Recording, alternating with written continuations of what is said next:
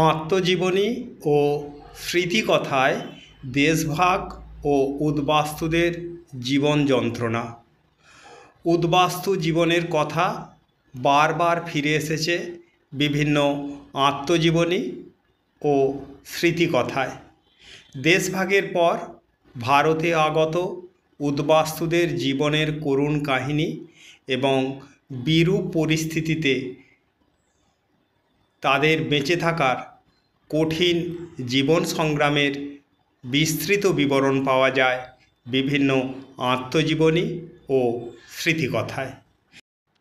যেমন সুচরিতা বন্দ্যোপাধ্যায় সংকলিত স্মৃতি বিস্মৃতির অনুষঙ্গ গ্রন্থে ব্যক্তিগত স্মৃতিচারণের হৃদয়স্পর্শী বিবরণ মনকে ভারাক্রান্ত করে।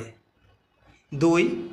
দেশভাগের পর উদ্বাস্তুদের আগমন ও তাদের সংঘবদ্ধ প্রতিরোধের প্রমাণ পাওয়া যায় প্রফুল্লকুমার চক্রবর্তী রচিত প্রান্তিক মানব গ্রন্থে।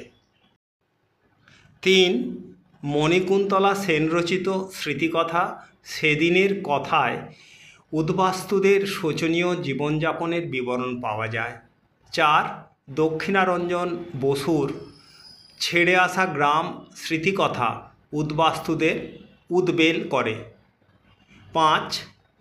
হিরণময় বন্দ্যোপাধ্যায়ের উদ্বাস্তু, খুশবন্ত সিংয়ের a train to Pakistan, Chowdhury খালেকুজ্জমানের পাথওয়ে টু পাকিস্তান, জ্যোতির্ময়ী দেবীর এপার গঙ্গা ওপার গঙ্গা, শঙ্খ ঘোষের সুপারি বনের সারি, বুদ্ধদেব বসুর একটি জীবন, প্রফুল্ল রায়ের কেয়াপাতার নৌকা, অতীন বন্দ্যোপাধ্যায়ের নীলকণ্ঠ পাখির খোঁজে, সুনীল গঙ্গোপাধ্যায়ের অর্ধেক জীবন, মহাশ্বেতা দেবীর লেখা আঁধার মানিক, কালীপদ মুখোপাধ্যায়ের লেখা শিকড়ের সন্ধানে প্রভৃতি গ্রন্থে উদ্বাস্তুদের জীবনযাত্রার মর্মস্পর্শী বিবরণ পাওয়া যায়। এছাড়া উদ্বাস্তুদের জীবন কাহিনী বাংলা সাহিত্যে ও চলচ্চিত্রে উঠে এসেছে। ঋত্বিক ঘটকের মেঘে ঢাকা তারা, মৃণাল সেনের আকালের সন্ধানে, সত্যজিৎ রায়ের অশনি সংকেত প্রভৃতি চলচ্চিত্রে উদ্বাস্তুদের চরম দুর্দশার চিত্র ফুটে উঠেছে।